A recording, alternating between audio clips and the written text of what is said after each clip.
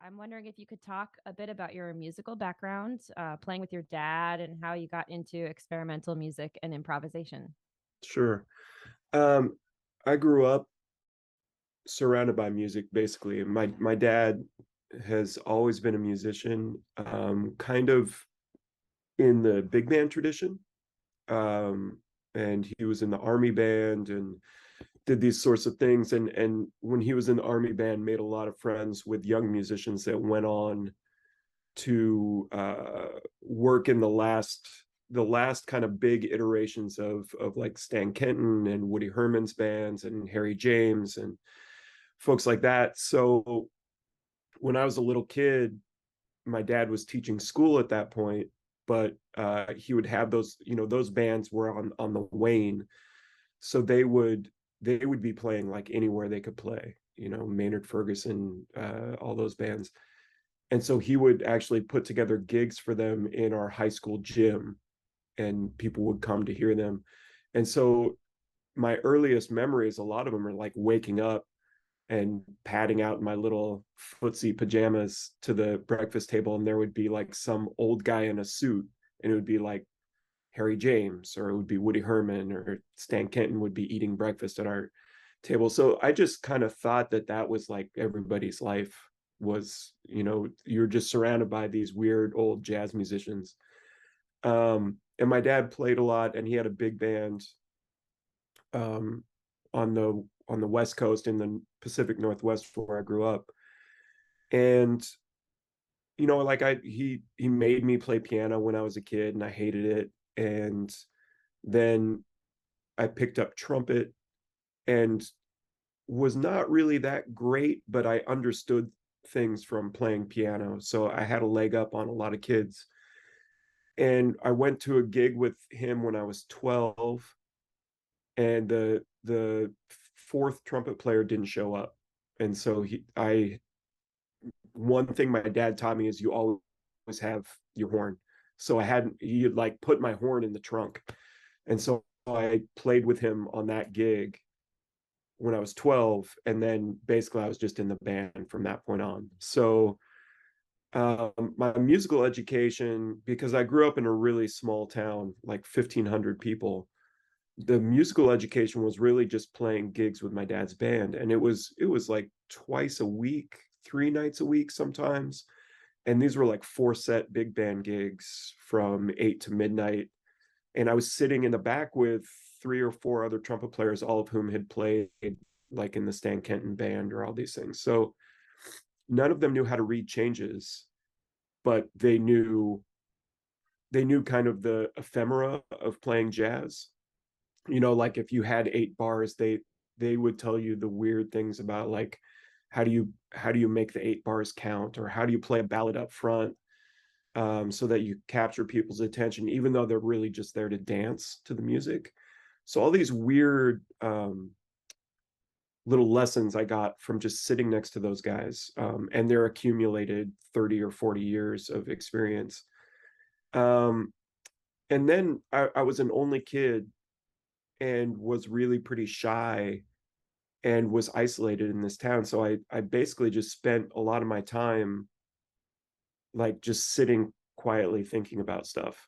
Like I couldn't play that much, like I didn't have the strength to practice 4 hours or whatever, but I could sit for hours and hours and hours and just like think about, okay, if a C7 chord has these notes, but then they also say that these notes work, then couldn't you just play the whole chromatic scale? Like these weird backward filling harmony things. Um, and so by the time I got out of high school, I could read changes and play jazz and was doing fairly well working. But I had this super weird way of thinking about music, because my dad couldn't teach me. The other guys, by the time I was 13 or 14, I knew more about harmony than they did. So they kind of just left me alone. Um, and so I would go to high school jazz camps, or I'd go to college. When I went to college, like there there was this weird off on thing where the teachers were like, the guy knows the history of jazz, but and he can play it, but it doesn't sound right, essentially. So there was this, I could really, in looking back on it, I could see this kind of push and pull of like, we really should tell him the right way to do this, but it also seems like he's kind of doing okay. So maybe we should just leave him alone. But he really probably should learn, it's like this sort of thing. So for the most part, people just left me alone. And around that time, um, it was just an odd time. I grew up in Oregon, and there were a bunch of kids my age that had grown up with the same thing, like no one to really teach them, but they were interested. And there were a lot of great record stores. So we were buying records, and we all went to University of Oregon together. And a lot of those guys came with like Ornette Coleman and Booker Little and Eric Dolphy and stuff. And I think for all of us, but I'll speak for myself, it was like I heard like Booker Little, and I went like, oh yeah, that guy thinks like me, you know, because it's a little bit wrong. It's like all the things that they're telling me are wrong, this dude's doing, so that was my gateway. And then once that was open and I got to college and people started talking about free music, then I was kind of off to the races. I had a girlfriend in college that had the free jazz radio show, and she played tons of stuff that I'd never heard, and opened my ears to like Bill Dixon and things like that, and gave me my first Ron Miles record, and those things kind of like set me off at least on the free jazz path, which then morphed into whatever it is now.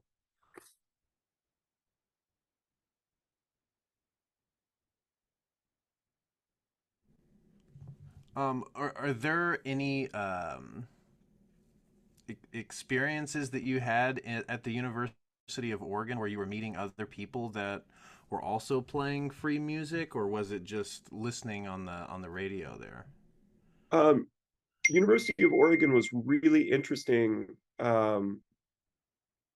When I was there, like I said, there was this crew of us that hit from that we knew each other from middle school on. Like we had gone to all the jazz camps together, and we found each other, and then we all hit Oregon at the same time.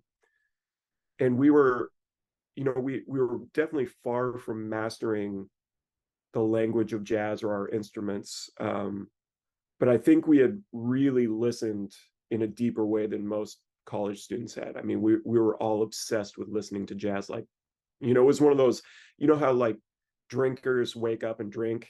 Like we would wake up and put on a record like before we'd gotten out of bed, kind of like we're all like that. And I would say in the favor of Steve Owen, who was the jazz guy there, I think he's maybe still the jazz guy there. He he kind of made a deal with us in the big band. He said, for the first semester, we'll do nothing but play free as a big band. The entire big band will play free. If for the second semester we play nothing but Ellington. And we were like, okay, that's fine. And so there were elements, even though it was he's a relatively conservative guy as a player.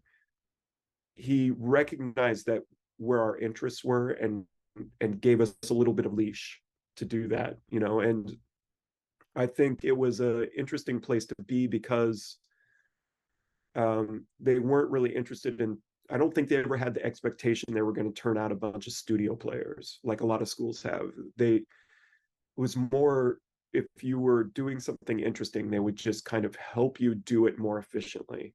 And I've been really lucky, not only at U of O, but there were elements when I went to get my master's in Denver like this as well, and even people in New York, um, who had that attitude. It's like, oh, okay, I see what you're doing. Not my cup of tea, but let me help you do it so you can do it efficiently, like a little better than you're doing it now. And that was definitely the attitude at U of O. And then really, and I just thought this was a normal thing, but now that I teach at universities and stuff, I see that it's not. But we were just obsessed with music. I mean, it was just constant. We would sleep in the lockers when they shut the building down so we could sneak out and practice all night. Like it was just that attitude fed on itself with the players there. So it was really great 4 years of my life, which I now in hindsight I see like how precious that was. So, how has your approach to improvisation developed over time? And have there been pivotal moments or people that have changed your course? I think no one has really come out and changed the way that I think about things, but I've watched a couple people um pretty closely, and they've changed the way that I approach music, but also the way that I approach being a musician. Um, I think just on that level, Ron Miles was a huge influence on me. I met him when I was just starting college. He really kind of saved my life and got me out to Denver when I was floundering a bit in Oregon. Um, and he, I mean, he said he would give me lessons if I moved to Denver. And then I moved, got in school, did the whole thing. Um, and he gave me 1 2 hour lesson and then said, that's all I can teach you. So he kind of tricked me into moving to Denver, but he let like that got me out of a situation that probably would have been harmful. Um, but we did hang out all the time, and watching him, his commitment to playing the trumpet, and his commitment to playing music, and his commitment to just growing as a musician. It was never enough to like there like trumpet players talk a lot about maintenance. Oh, I'm in a maintenance mode. I just am trying to keep my chops up. There was never a maintenance moment with Ron. Like it was always moving forward, trying to keep things active. So he was a huge influence, and the way that he treated human beings was it's something that doesn't get talked about when we talk about music, but the ethics of being a musician with other musicians is an incredibly important thing that I don't think a lot of people think about, not just in the day-to-day how we treat each other through the business of making music, but when you're involved in improvising with people, the ethics of that um, are incredibly, essential. And watching him deal with other human beings musically and in his regular life is something I still think about every day. So that was a huge thing. Um, as far as improvisation, I went through a thing where by the time I moved to New York, um, I still certainly didn't have any mastery over anything performance wise, but I feel like I burned myself out as a listener. I basically listened to jazz from the age of 8 or 10, pretty much all day, every day. And by the time I got to New York, when I guess I was about 26, um, there just wasn't anything that was super exciting to me. That doesn't mean that it wasn't an exciting time. I just was burnt out. So I was still playing gigs when I moved to town, but I took a period of practice where I essentially took everything apart and tried to rebuild it. After years and years of going, okay, Freddie Hubbard, Clifford Brown, Lee Morgan, the people that I loved listening to, and the free players, I just saw that there were so many players that could already do that. Um, but there was a way that I had a language inside me that I hadn't figured out.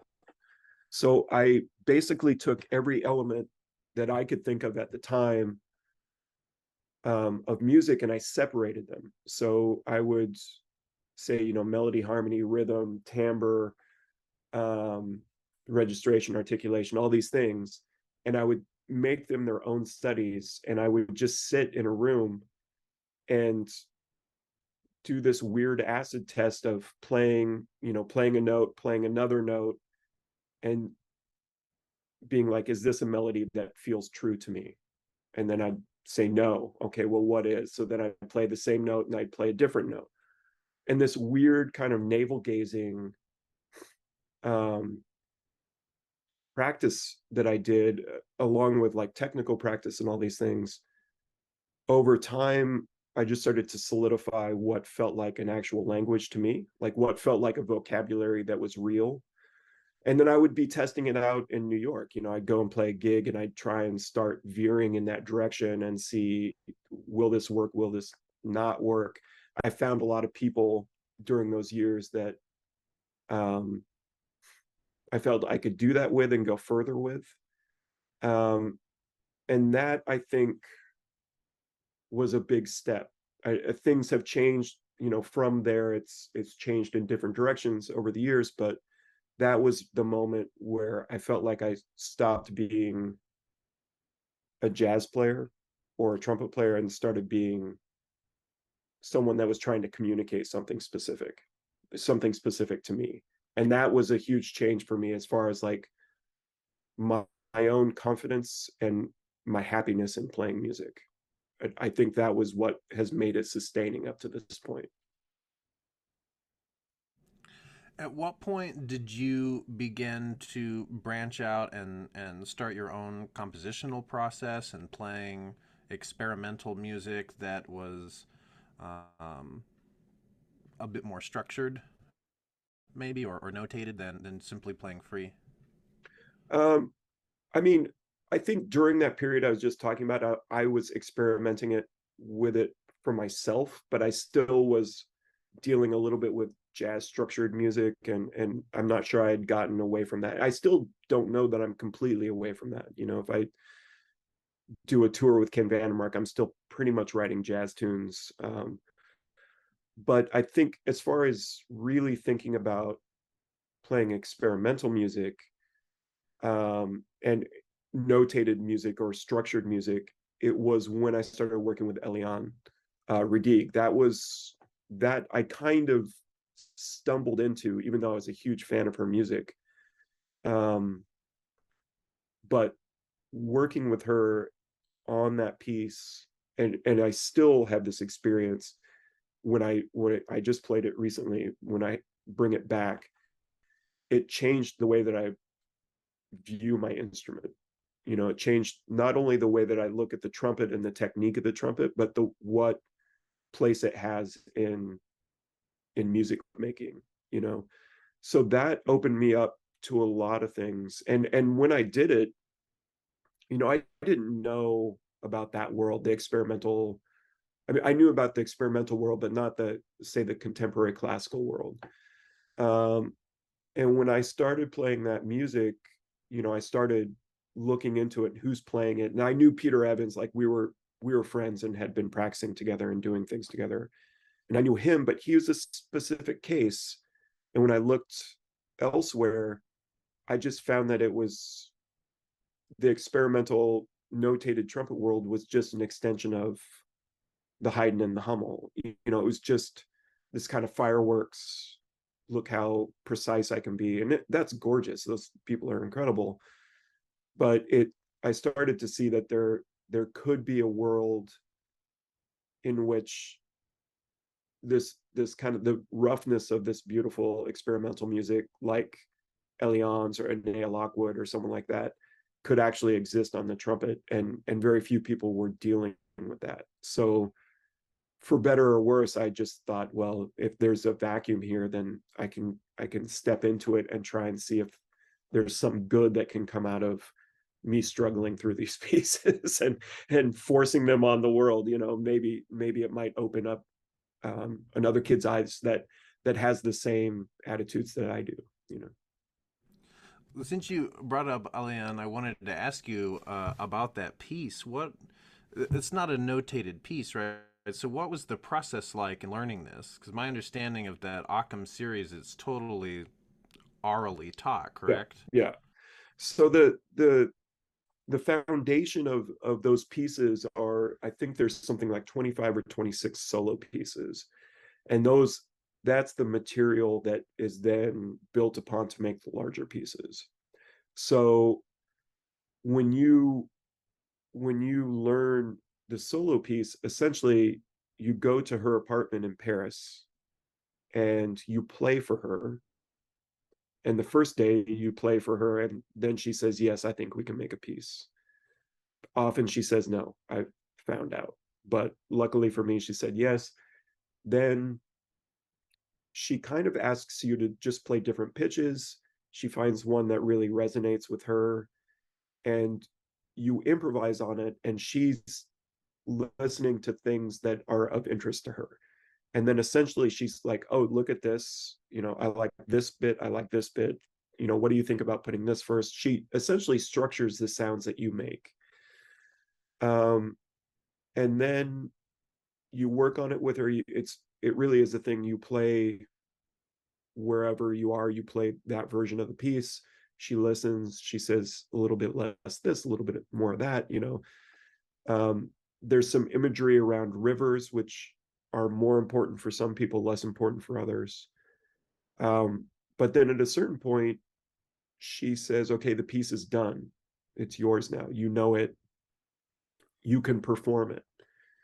And then the real work actually begins, because it's like, in my experience of everybody I've talked to, she actually says that probably about 6 months before it's really ready to be performed. So you start playing it and developing it and understanding what it is, and it just gets deeper and deeper and deeper. But the whole thing is memorized, and it's not only memorized from our point of view, but she has all of the solos memorized. I mean, I just saw her; she's 90. I played the solo for her just because I hadn't seen her in a while, and she remembered every part of it. There's nothing written down. So then it's kind of a beautiful system, because the compositions are carried in the musical DNA of the soloists. And if someone wants to learn that piece, that process has to happen from the soloist that owns it now. Um, and through that process, it necessarily becomes different, because if you do it responsibly, the next player will take it in their DNA and it will be totally changed. So it's a really fascinating process, and I find it super inspiring, just because she has set up a system that is designed to live beyond her. Like, I don't know that she's ever explicitly said that, but the way she set this thing up and the way she picked musicians is such that when she's gone, she's like set up 25 responsible musicians to carry that music on, you know, essentially forever if possible. And it's really fascinating, and really inspiring, like kind of a deep human process. We talk, in academia and improvisation studies and things like that now about collaboration and that sort of kind of mutual aid music making. But to me, like, that's an incredible text for that. It's like she actually made the thing in a tiny apartment in Paris, just thinking about it. That's this massive ecosystem that she's built that now is global. People are playing it all over the world. It's fascinating stuff. I wanted to, it's kind of related to this, but I wanted to rewind a little bit and ask you a little bit more specifically about how Ron Miles changed or helped you grow in terms of treating other musicians ethically, and how that's affected your collaborations now, and how you look for collaborators, or what you hope for in your collaborators. I think, I mean, it is dawning on me a bit more now, because I'm realizing I'm about the age that he was when we were working together, you know. But I called him out of the blue. Someone had given me his phone number when I was like 18, and I just called him. And I now realize that now that I've lived in New York for 20 years, that that's an insane thing to do, you know, that you could definitely be ripped to shreds for just calling someone. He was super kind and super sweet. He went out of he was touring a lot with Bill Frisell then, and so they were playing a lot in the North Pacific Northwest. And whenever he was on tour, he would call and find a way to meet me. I had no money, so he never took any money for lessons, but we would just meet wherever I could set up a spot, and we would just play duets, or we'd improvise together or whatever. And I mean, this is a guy on the road. He didn't have to do that. When I was getting out of school in Oregon, I had applied to some, I'd essentially only applied to Eastman because for some reason that was the school you were supposed to go to when I got out of school. They were really not interested in me at all. Very vocally so. So I did not get in. And my plan was to move to California with my then time girlfriend, and I was going to be the super in her uncle's apartment building in San Francisco. That was my plan. This is just an example. So I get this call out of the blue from Ron, and he says, "How did everything go at Eastman?" Because he knew people at Eastman, and I said, "Well, not well. I'm not going to go." And he said, "Well, what's your plan?" And I said, I told him, and he said, "Give me 15 minutes. I'm going to call you back." And he called back and he said, "I got you an audition in Denver. Um, you still have to pass the audition, but I don't think it'll be a problem for you. Like, but take it seriously. And if you get in, I'll give you free lessons the whole time you're here." I was like, "Great." So I got in, moved, drove like to Denver, didn't even unpack my stuff, put it in the apartment, drove directly to Ron's house. We had the 2-hour lesson, which he told me, "And there's nothing more I can teach you." And I was kind of floored and upset. And he said, "I just needed to make sure that you kept playing and you were going to quit playing." So here's a guy that went out of his way to, and it's not like I showed some glorious promise. I was a kid that was struggling playing trumpet, but he just went out of his way to make sure that music was happening where it should be happening. And was super supportive the whole time I was there, was supportive after that, always checking in. Actually, right before he passed, he and I talked, and he was, just talking about what was going on and what I was working on, and we were still sharing these things. So anyway, that's just background on him. But now I look at the people around me, and I see kids, young people, and I teach at the new school, and they want to know something, and it's just as easy for me to send them a text when I come across something and say, even if they're not my student anymore, and just say, "Check this out. I think this is something that will help you." Or they're playing a gig that's not going to pay any money, and I'll say, I'll come play. It'll be fun, or just an email out of blue. "Are you doing okay? Is everything cool? Is it, do you need any?" It's a small community. There's this, I think there's this weird lie around the community that it's hierarchical and that you can climb some sort of ladder, but it just doesn't matter. Like there is no thing. You're going to get a gig or you're not, and it doesn't matter what happens. And one of the things he told me was, I'd come back from New York, and I was telling him something I'd heard of, like, "Oh, this person's upset because this person stole their gig or whatever." And he's like, "If you walk down the street, no one knows who any of those people are. No one cares. And you're just a dot on a dot on a dot on a dot on a dot." So like the amount of angst and energy poured into being upset about this thing is like at least a half an hour of doing lip slurs. Like you could just be practicing and not worrying about it. And that's there really was kind of a keep your head down and work on your own stuff, and assume that everybody else is doing the same because no one's out to hurt you, and try and be kind whenever possible, you know?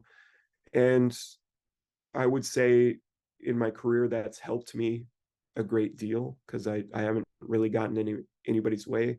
In some cases, maybe it's harmed me, and that someone that was a little more aggressive could get something that maybe I would have gotten. But ultimately, um, I think what I learned from him, and especially thinking about him passing this year, it's like he was, there's no one that has a bad memory of that guy. You know, no one was like, yeah, I mean, I'm sad that he passed away, but he was a real jerk. Everybody was like, he was a beautiful soul.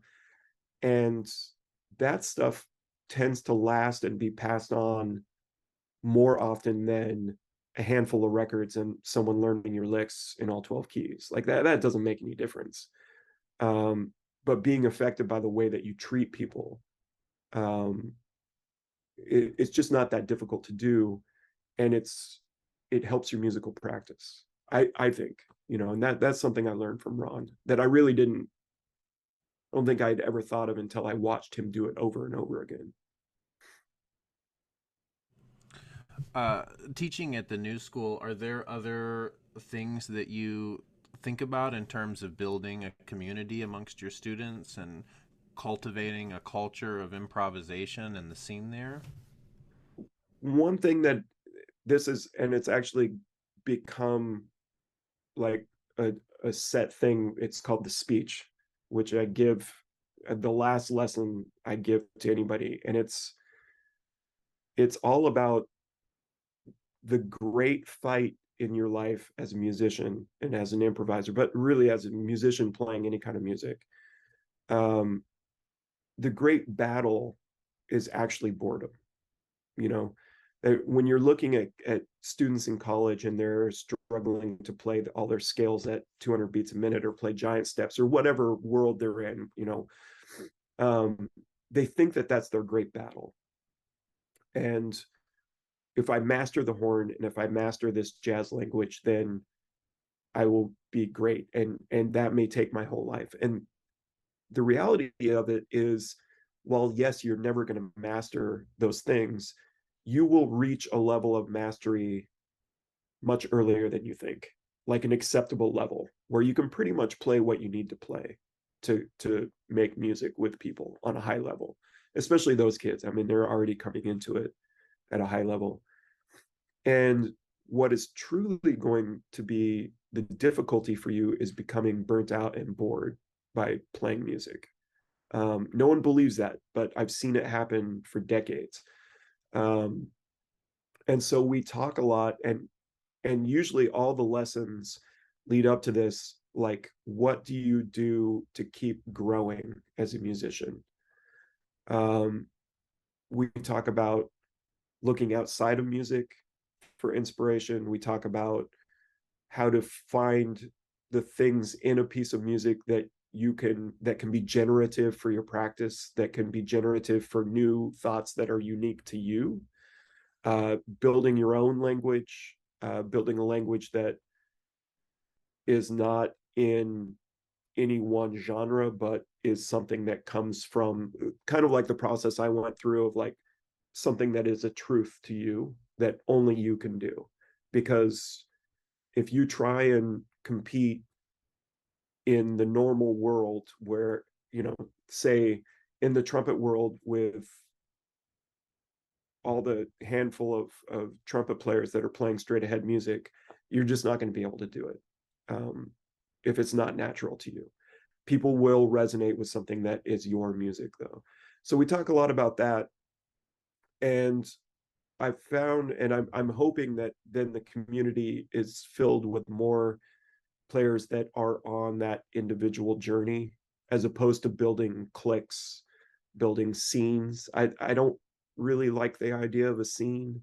I like the idea of friendship and communities, but typically when a scene gets built, it gets built around some sort of codified ideology of how we're supposed to play.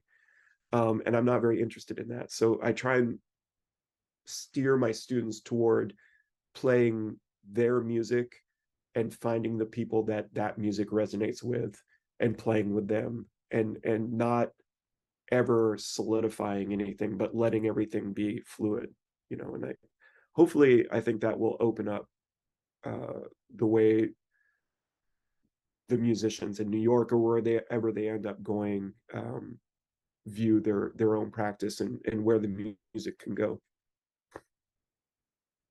Yeah, I mean, I think that's incredibly valuable, especially coming out of a bachelor's degree that a lot of teachers don't emphasize enough for any kind of musician is exactly that, how to continue and because once you're out of school, you're not necessarily surrounded by uh, just nonstop action in terms of music. Yeah, You have to cultivate that and keep it going. So that's yeah. awesome. And a lot of times it really is just you alone in a room, you know. And how do you keep that going? And you of course need people around you. And I've been lucky that in that I've found myself in places where all of a sudden there were a bunch of inspirational people, you know, like all those people that came to college at the same time as me. But when I moved to New York, like I moved here at the same time as Mary Halverson and Peter Evans and Jessica Pavone and all these people who were just playing their butts off and were really interested in doing something different, or they were trying to find their own thing. um, and we just all found each other really early, which was great because I'm just constantly inspired by them. Like a half an hour with any of them makes me want to go home and practice, you know. And you need that little bump, but you know, 99% of the time I'm sitting in this office like making my neighbors hate me trying to figure stuff out. So you have to be self-sustaining. You have to, and it's not something that you have to learn to do it by doing it, you know. Yeah. So what's the story behind the complete syllables music and what was your process like for creating it? I that really was kind of part of this process of getting myself out of boredom in a way, you know. I've never been a naturally virtuosic trumpet player. I've always had some weirdness in my playing and things that I have to work on.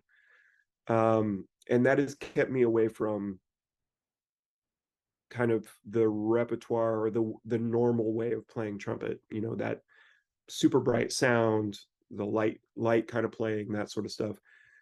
Um, and I think there was a period where I got a little down because I was like, I'm never going to be able to play like that, you know. And it's like even in college, I'd play the Haydn or something, and it would be technically perfect. You know, I didn't miss a note. Everything was in tune, you know. And one of the people at the jury would say, like, it sounds like you're playing Thelonious Monk.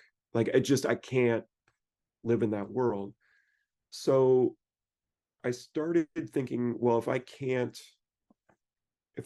do that, then how should I view the trumpet?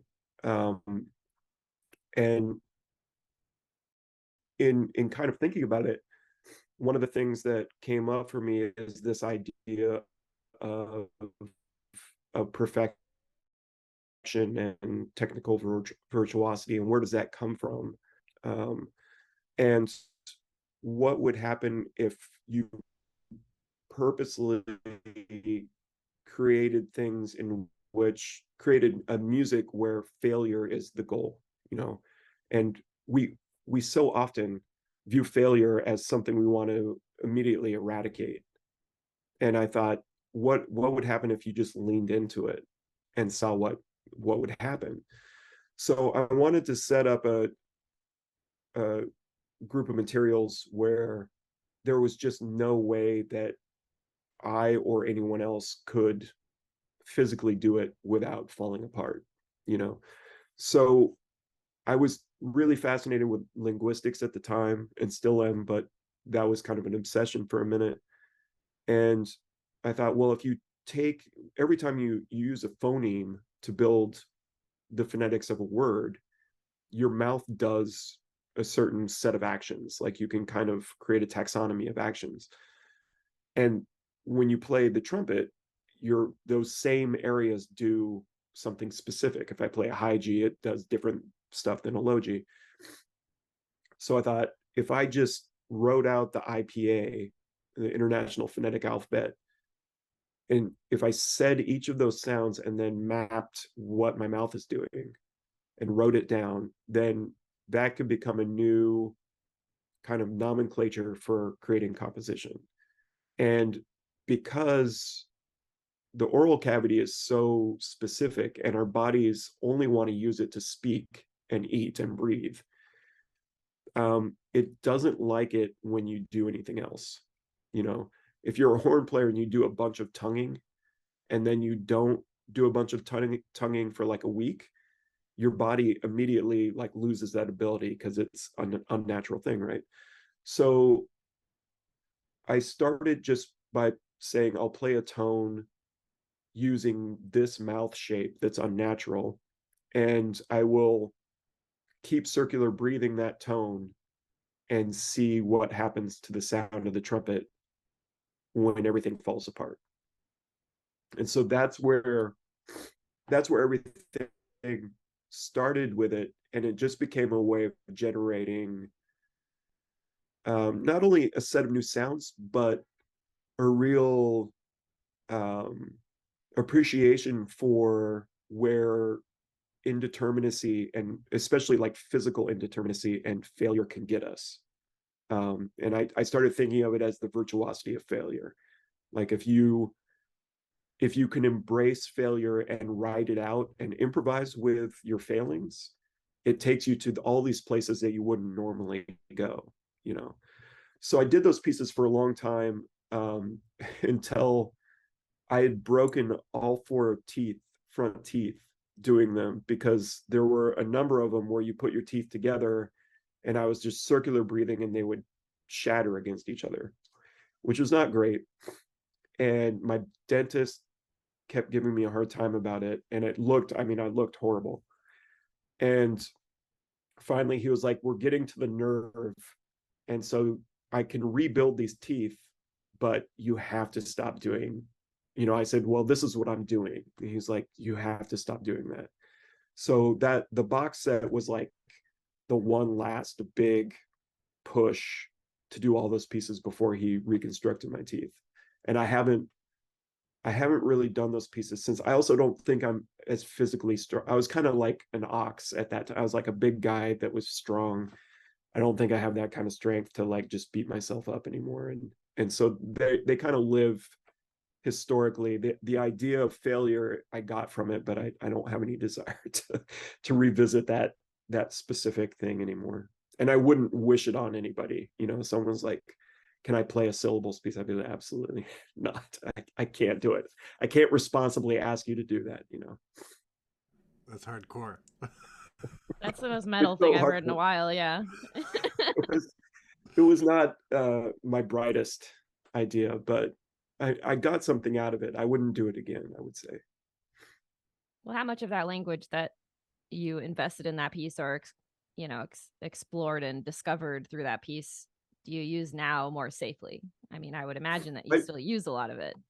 yeah, I do. What it did is it really unlocked my thinking about what happens in my mouth while I'm playing, to put it kind of coarsely. But like it it opened a thing to me now where I'm playing, I don't think of that duality in trumpet articulation where you have a T and you have a K essentially. I think of it as like everything's working on a three-dimensional plane in there, that the tongue to articulate can, like, I can articulate on the side of my teeth. I can articulate, just using some kind of weird pop with my nasal cavity, stuff like that. Um, Same with like where my teeth are, where my lips are. Um, if I'm, I'll purposely cut off my throat to like create different sounds, things like that. They just happen a lot faster now. And around that time, I was hanging out with Wadada Leo Smith, and he said something about like, he wanted to be able to play 1,000 C's. Like if he played a C, he wanted to play it 1,000 different ways. And I was really inspired by that because I just thought, oh, I actually have the ability with all these different, things that I mapped out in my mouth, that I can approach every note, even if it's a fast run, I can try and put some sort of different color on every single note. And that changed the way I play a lot. It became way more gestural. Um, I think it became a little more fragile and human. It is the thing that maybe finally got me away from Freddie Hubbard. You know, like that was such a big thing in my youth, of that kind of brash, you know, in your face kind of jazz trumpet thing. And this kind of got me into a world where it's uh you know, it's vocal. I don't really like to use that term because we have this thing in improvisation where it's like the voice, which is this romanticized notion of what the voice is, but the voice is pretty ugly, you know, 98% of the time. And I think of it as like a realistic voice now, you know, things where like I've got a cold, so I'm sniffling. All that's part of how I want to sound on the trumpet. So that was actually the syllables thing kind of combined with talking to Wadada and some other stuff that came up around that time kind of pushed me in that direction.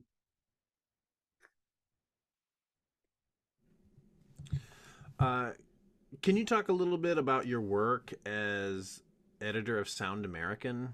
I'm curious how that venture of curating and editing a publication has shaped your thinking about the preservation of experimental music, or what you think about the preservation of improvisation as well.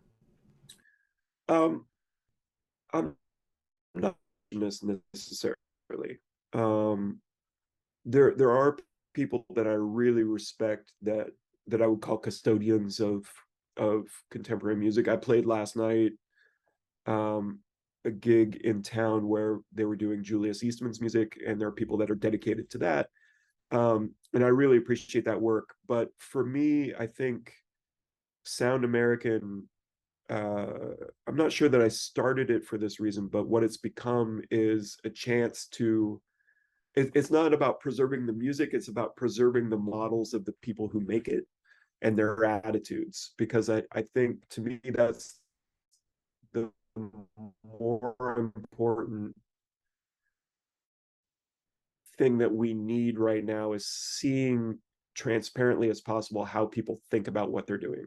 Um, there's plenty of, and you all are doing that, which I'm really excited about. But there are plenty of opportunities for people to look at music and take it apart and preserve it and recreate it and think about it in that kind of way.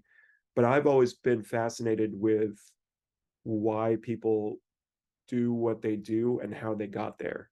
You know, why do you play that way? What brought you to this thing? What are you listening to now that's changing the way you're thinking about music? And it goes back to that boredom thing, and it goes back to the what makes you an individual sort of thing. So 10 years ago I started Sound American, and it was really, at the time, it was really because when I was reading about music, there was either hyper academic writing, which is astounding and necessary, and I love it, but it was written almost for anybody that wasn't already attuned to that language, and it was a specific language. Um, it actually could be a barrier to entry. You know, like trying to find things about James Tenney or David Tudor or Pauline Oliveros. Um, you really almost, it assumed that you had read Deleuze, you know, even though many of us haven't. Um, and on the other hand, there was uh, writing that, for lack of a better term, was more populist, but it was just promotional kind of capitalist gain. You know, here's my new record. Isn't the record cover cool? I made it with these people and it sounds rad. Buy it, you know. I have less patience for that than I do the academic writing, for sure. So I thought, well, there's got to be something in between. And I'd been hanging out with a lot of uh, musicians in the noise world, and they were all listening to David Tudor and David Behrman and Sonic Arts Union and all that stuff. But then they were playing gigs for people that when you talk to them, they would be like, oh, that stuff, it's too hard, or it's crazy, I don't want to listen to that stuff. And you're like, well, it's the same stuff, but it hasn't been presented to people in a way that they can see the connections, like in this human way. So Sound American started with that, basically. Like, let's just create the human bridge between the thing people know they like and the outer worlds of that might also be of interest to them. And over the years, I think it's been more or less successful, but uh, that's how I view it now, is less about preservation or archival work. There are amazing journals that are doing archival work to bring that stuff back, but I want it to be more of a living document of of what people are thinking at the moment, something that prioritizes musicians speaking in their own language. I mean, I edit it, so it is cleaned up in a certain style guide, of course, but I want people to tell what they're into in the way that they're into it, and just give musicians a positive place to talk about stuff. You know, the music world is full of shit talking. I mean, that's just what it is, like anything else. Um, so the idea here is just to have something that comes out twice a year that you can look at and feel positive about your own way of making music, to see some other points of view, similar to sitting with your friends over a couple beers listening to records and talking about what you're into. Or like the last couple nights I've been in a brass section with Jonathan Finlayson, and like every single break we're basically just sharing practice routines and we're not from the same world at all, you know, but uh talking about just like, what are you up to, what can I try, what's the next thing, how can we keep moving forward. And Sound American, more than a preservation thing, is about sharing knowledge so that everybody can move forward. And I think, to get to the last part of your question, is like, I think documentation in improvisation is important for that same reason.